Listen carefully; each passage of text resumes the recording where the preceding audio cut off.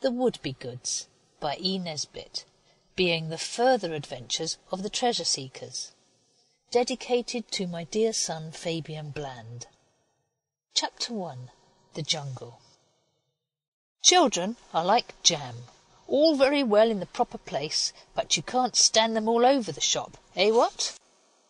These were the dreadful words of our Indian uncle. They made us feel very young and angry, and yet we could not be comforted by calling him names to ourselves, as you do when nasty grown-ups say nasty things, because he is not nasty, but quite the exact opposite when not irritated. And we could not think it ungentlemanly of him to say we were like jam, because, as Alice says, jam is very nice indeed, only not on the furniture and in proper places like that. My father said, perhaps they had better go to boarding school, and that was awful, because we know father disapproves of boarding schools, and he looked at us and said, I am ashamed of them, sir. Your lot is indeed a dark and terrible one when your father is ashamed of you, and we all knew this, so that we felt in our chests just as if we had swallowed a hard-boiled egg whole. At least this is what Oswald felt, and father said once that Oswald, as the eldest, was the representative of the family, so of course the others felt the same. And then everybody said nothing for a short time. At last father said, You may go, but remember... The words that followed I am not going to tell you. It is no use telling you what you know before, as they do in schools, and you must all have had such words said to you many times. We went away when it was over. The girls cried, and we boys got out books and began to read, so that nobody should think we cared. But we felt it deeply in our interior hearts, especially Oswald, who is the eldest and the representative of the family. We felt it all the more because we had not really meant to do anything wrong. We only thought perhaps the grown-ups would not be quite pleased if they knew, and that is different. Besides, we meant to put all the things back in their proper places when we had done with them, before anyone found out about it. But I must not anticipate. That means telling the end of the story before the beginning. I tell you this because it's so sickening to have words you don't know in a story and to be told to look them up in the Dicker. We are the Bastables. Oswald, Dora, Dicky, Alice, Noel and H.O. If you want to know why we call our youngest brother H.O., you can jolly well read The Treasure Seekers and find out. We were the Treasure Seekers, and we sought it high and low, and quite regularly, because we particularly wanted to find it. And at last we did not find it. But we were found by a good, kind Indian uncle who helped father with his business, so that father was able to take us all to live in a jolly big red house on Blackheath, instead of in the Lewisham Road where we lived when we were only poor but honest treasure seekers. When we were poor but honest, we always used to think that if only father had plenty of business, and we did not have to go short of pocket money and wear shabby clothes, I don't mind this myself, but the girls do, we should be happy and very, very good. And when we were taken to the beautiful big Blackheath house, we thought now all would be well, because it was a house with vineries and pineries, and gas and water and shrubberies and stabling, and replete with every modern convenience, like it says in Dyer and Hilton's list of eligible house property. I read all about it, and I have copied the words quite right. It is a beautiful house, all the furniture solid and strong, no casters off the chairs, and the tables not scratched, and the silver not dented, and lots of servants, and the most decent meals every day, and lots of pocket money. But it is wonderful how soon you get used to things, even the things you want most. Our watches, for instance. We wanted them frightfully. But when I had mine a week or two, after the mainspring got broken and was repaired at Bennett's in the village, I hardly cared to look at the works at all, and it did not make me feel happy in my heart any more. though, of course, I should have been very unhappy if it had been taken away from me. And the same with new clothes and new dinners and having enough of everything.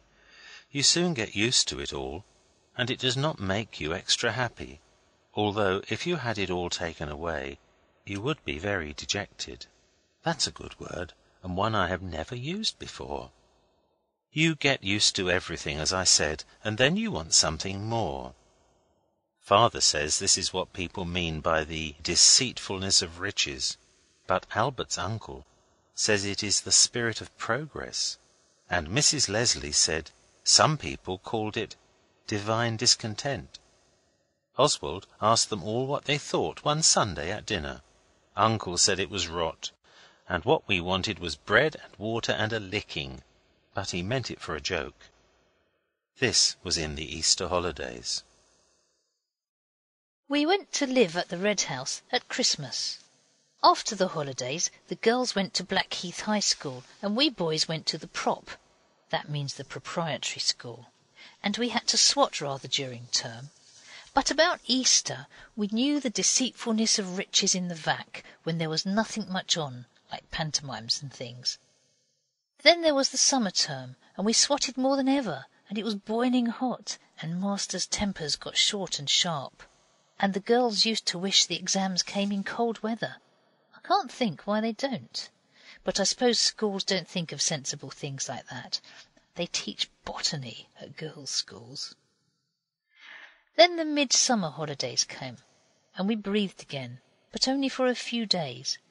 We began to feel as if we had forgotten something and did not know what it was. We wanted something to happen, only we didn't exactly know what.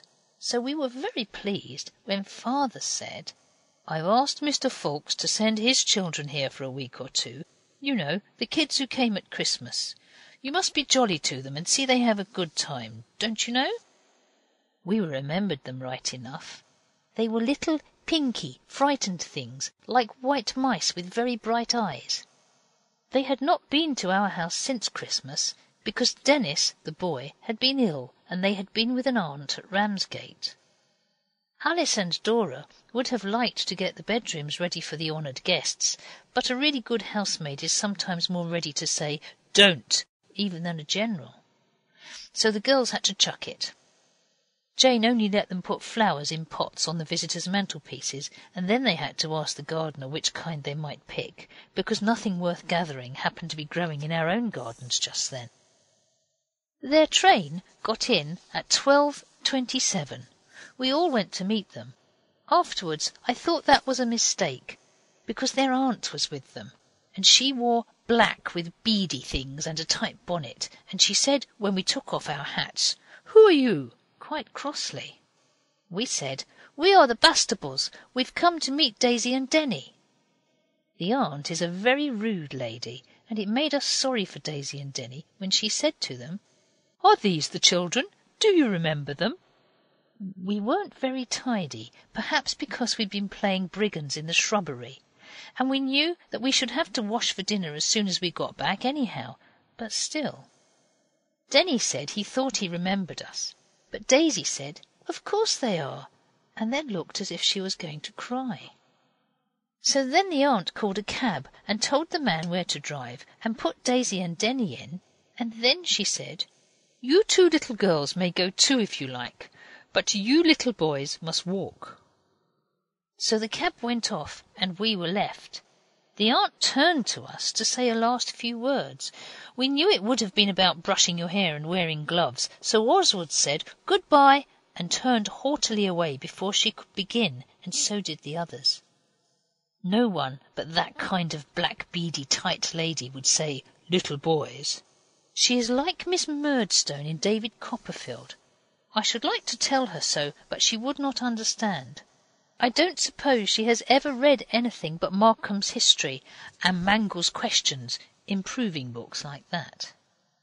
When we got home, we found all four of those who had ridden in the cab sitting in our sitting room, we don't call it a nursery now, looking very thoroughly washed, and our girls were asking polite questions, and the others were saying "yes" and "no" and "I don't know." We boys did not say anything. We stood at the window and looked out till the gong went for our dinner. We felt it was going to be awful, and it was. The newcomers would never have done for knight-errants, or to carry the Cardinal's sealed message through the heart of France on a horse. They would never have thought of anything to say to throw the enemy off the scent when they got into a tight place. They said, "Yes, please," and "No, thank you," and they ate very neatly and always wiped their mouths before they drank, as well as after, and never spoke with them full. And after dinner it got worse and worse. We all got out our books, and they said "Thank you," and didn't look at them properly. Then we got out all our toys, and they said "Thank you, it's very nice," to everything. And it got less and less pleasant, and towards tea time it came to nobody saying anything except Noel and H.O., and they talked to each other about cricket. After tea Father came in, and he played letters with them and the girls, and it was a little better. But while late dinner was going on, I shall never forget it, Oswald felt like the hero of a book, almost at the end of his resources. I don't think I was ever glad of bedtime before, but that time I was. When they had gone to bed, Daisy had to have all her strings and buttons undone for her, Dora told me, although she is nearly 10. And Denny said he couldn't sleep without the gas being left a little bit on. We held a council in the girls' room. We all sat on the bed. It is a mahogany 4-poster with green curtains, very good for tents, only the housekeeper doesn't allow it. And Oswald said, "This is jolly nice, isn't it?" "They'll be better tomorrow," Alice said. "They're only shy." Dicky said shy was all very well, but you needn't behave like a perfect idiot. "They're frightened. You see, we're all strange to them," Dora said. "We're not wild beasts or Indians. We shan't eat them. What have they got to be frightened of?" Dicky said to this. Noel told us he thought they were an enchanted prince and princess who'd been turned into white rabbits, and their bodies had got changed back, but not their insides. But Oswald told him to dry up. "It's no use making things up about them," he said. "The thing is, what are we going to do? We can't have our holidays spoiled by these snivelling kids." "No," Alice said, "but they can't possibly go on snivelling forever. Perhaps they've got into the habit of it with that Murdstone aunt. She's enough to make anyone snivel." "All the same," said Oswald, "we jolly well aren't going to have another day like today. We must do something to rouse them from their snivelling what's its name, something sudden and what is it, decisive." "A booby trap," said H.O. "The first thing when they get up, and an apple pie bed at night." But Dora would not hear of it, and I own she was right. Suppose, she said, we could get up a good play, like we did when we were treasure seekers. We said, well, what? But she did not say. It ought to be a good long thing to last all day, Dicky said, and if they like they can play, and if they don't, I'll read to them, Alice said. But we all said, no, you don't. If you begin that way you'll have to go on. And Dicky added, I wasn't going to say that at all. I was going to say if they didn't like it they could jolly well do the other thing. We all agreed that we must think of something, but we none of us could, and at last the council broke up in confusion because Mrs. Blake, she is the housekeeper, came up and turned off the gas. But next morning, when we were having breakfast, and the two strangers were sitting there so pink and clean, Oswald suddenly said, I know, we'll have a jungle in the garden. And the others agreed, and we talked about it till brek was over. The little strangers only said, I don't know, whenever we said anything to them.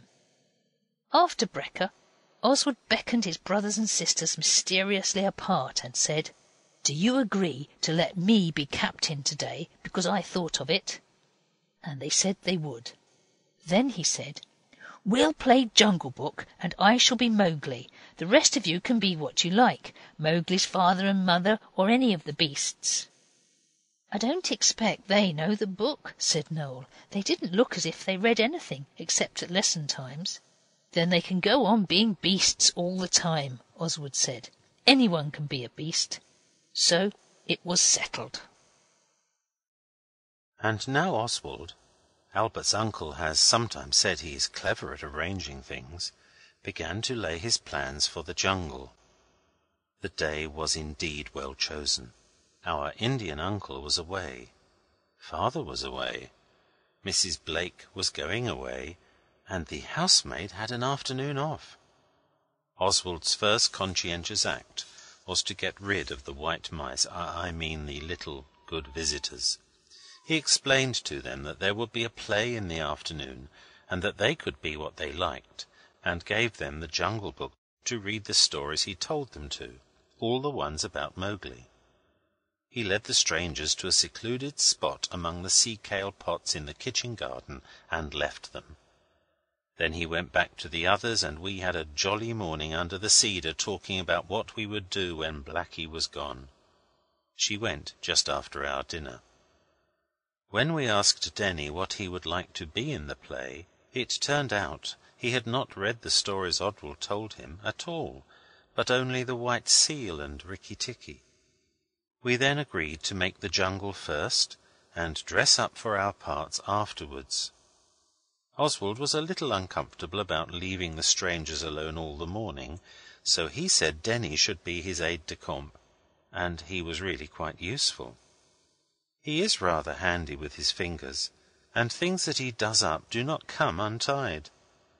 Daisy might have come too, but she wanted to go on reading, so we let her, which is the truest manners to a visitor.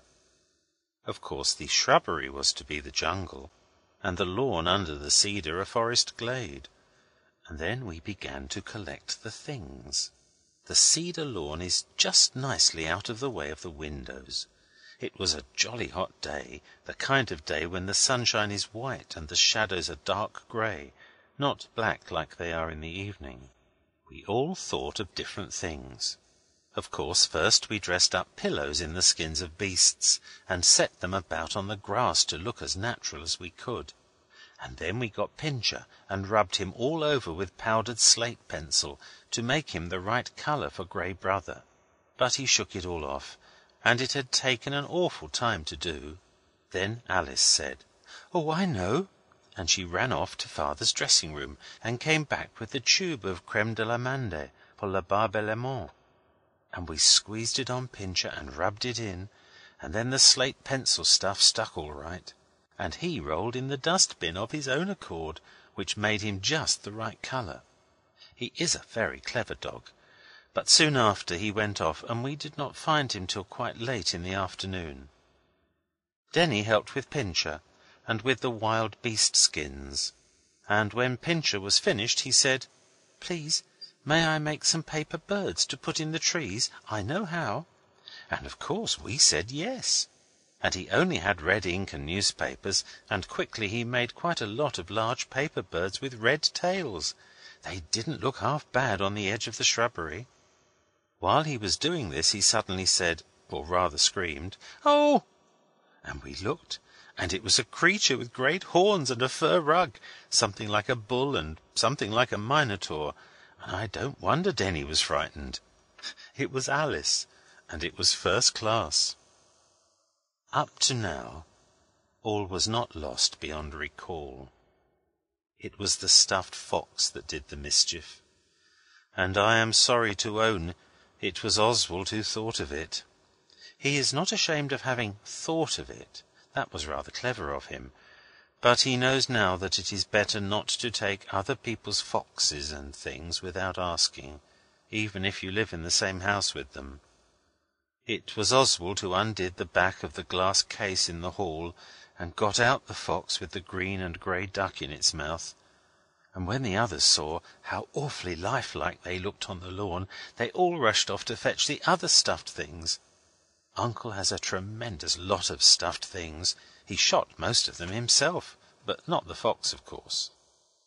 There was another fox's mask too, and we hung that in a bush to look as if the fox was peeping out. And the stuffed birds we all fastened onto the trees with string. The duck-bill what's-his-name looked very well sitting on its tail with the otter snarling at him.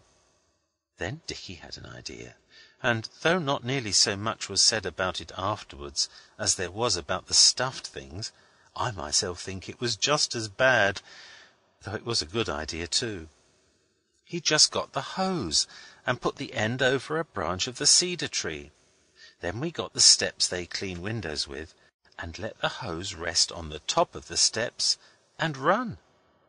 It was to be a waterfall, but it ran between the steps and was only wet and messy, so we got Father's mackintosh and Uncle's and covered the steps with them so that the water ran down all right and was glorious, and it ran away in a stream across the grass where we had dug a little channel for it, and the otter and the duck-bill thing were as if in their native haunts.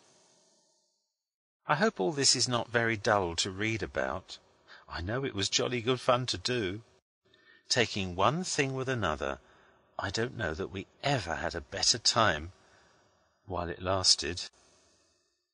We got all the rabbits out of the hutches and put pink paper tails on them and hunted them with horns made out of the Times. They got away somehow, and before they were caught next day they had eaten a good many lettuces and other things. Oswald is very sorry for this. He rather likes the gardener. Denny wanted to put paper tails on the guinea pigs, and it was no use our telling him that there was nothing to tie the paper on to. He thought we were kidding until we showed him, and then he said, "Well, never mind," and got the girls to give him bits of the blue stuff left over from their dressing gowns. "I'll make them sashes to tie round their middles," he said. And he did, and the bows stuck up on the tops of their backs. One of the guinea pigs was never seen again, and the same with the tortoise when we had done his shell with vermilion paint. He crawled away and returned no more. Perhaps someone collected him and thought he was an expensive kind unknown in these cold latitudes. The lawn under the cedar was transformed into a dream of beauty. What with the stuffed creatures and the paper-tailed things and the waterfall, and Alice said, "I wish the tigers did not look so flat, for of course with pillows you can only pretend it is a sleeping tiger getting ready to make a spring out at you. It is difficult to prop up tiger skins in a lifelike manner when there are no bones inside them, only pillows and sofa cushions." "What about the beer stands?" I said. And we got 2 out of the cellar. With bolsters and string we fastened insides to the tigers, and they were really fine. The legs of the beer stands did for tigers' legs. It was indeed the finishing touch. Then we boys put on just our bathing drawers and vests, so as to be able to play with the waterfall without hurting our clothes. I think this was thoughtful. The girls only tucked up their frocks and took their shoes and stockings off. H.O. painted his legs and his hands with Condy's fluid to make him brown, so that he might be Mowgli, although Oswald was captain and had plainly said he was going to be Mowgli himself. Of course the others weren't going to stand that, so Oswald said, "Very well, nobody asked you to brown yourself like that, but now you've done it, you've simply got to go and be a beaver, and live in the dam under the waterfall until it washes off." He said he didn't want to be beavers, and Noel said, "Don't make him. Let him be the bronze statue in the palace gardens that the fountain plays out of." So we let him have the hose and hold it up over his head. It made a lovely fountain, only he remained brown. So then Dicky and Oswald and I did ourselves brown too, and dried H.O. as well as we could with our handkerchiefs, because he was just beginning to snivel. The brown did not come off any of us for days. Oswald was to be Mowgli, and we were just beginning to arrange the different parts. The rest of the hose that was on the ground was Kaa the rock python, and Pincher was Grey Brother, only we couldn't find him. And while most of us were talking, Dicky and Noel got messing about with the beer-stand tigers. And then a really sad event instantly occurred, which was not really our fault, and we did not mean to.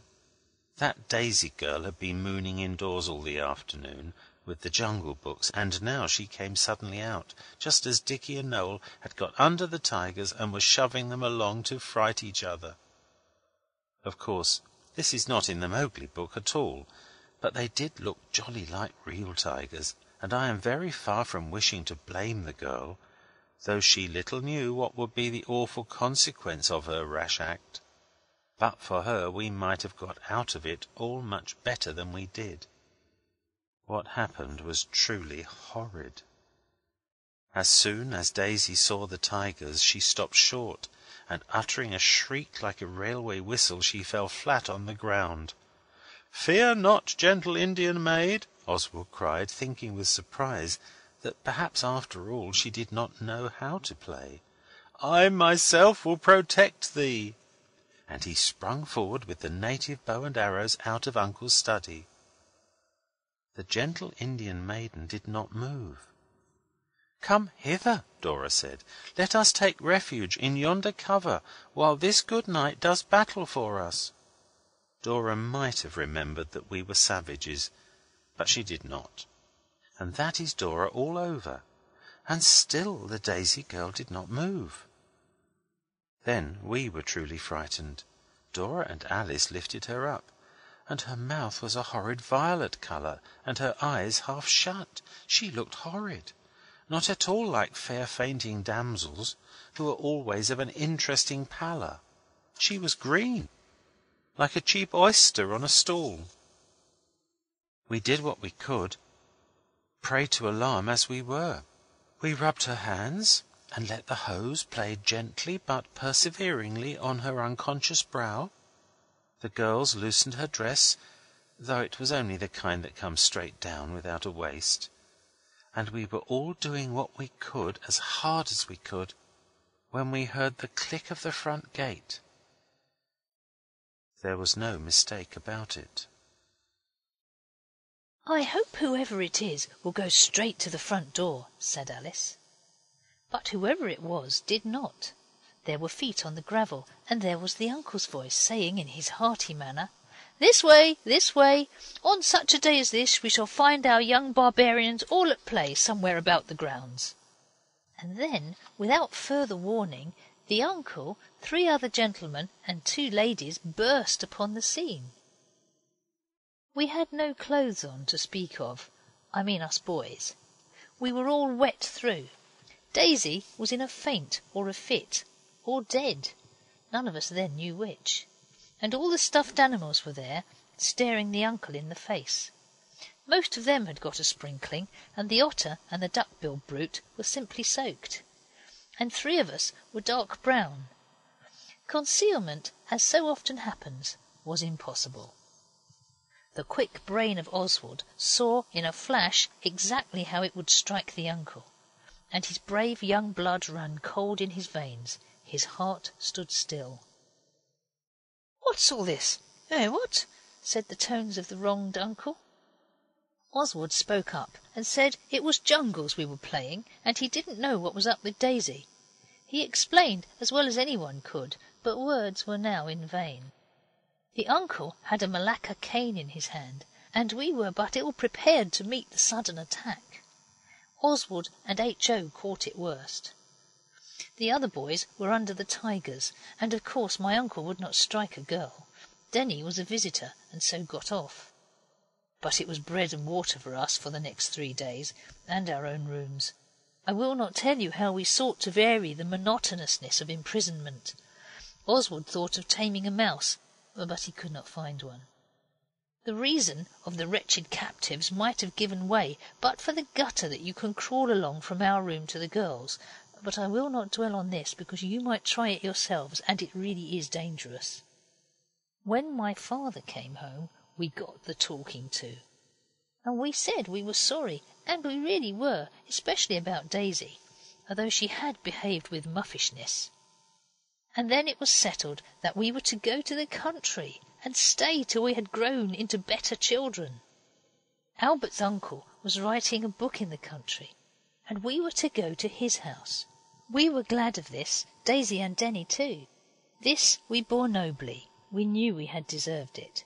We were all very sorry for everything, and we resolved that for the future we would be good.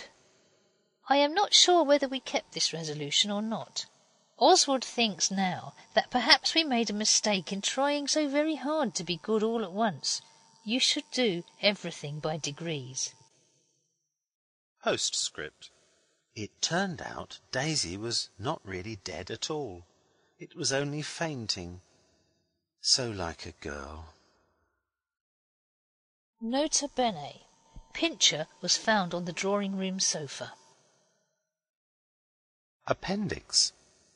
I have not told you half the things we did for the jungle. For instance, about the elephant's tusks and the horsehair sofa cushions and Uncle's fishing boots. End of Chapter 1. Recording by Hazel and Alan Chant of Tunbridge, Kent, England, on the 19th of April, 2007.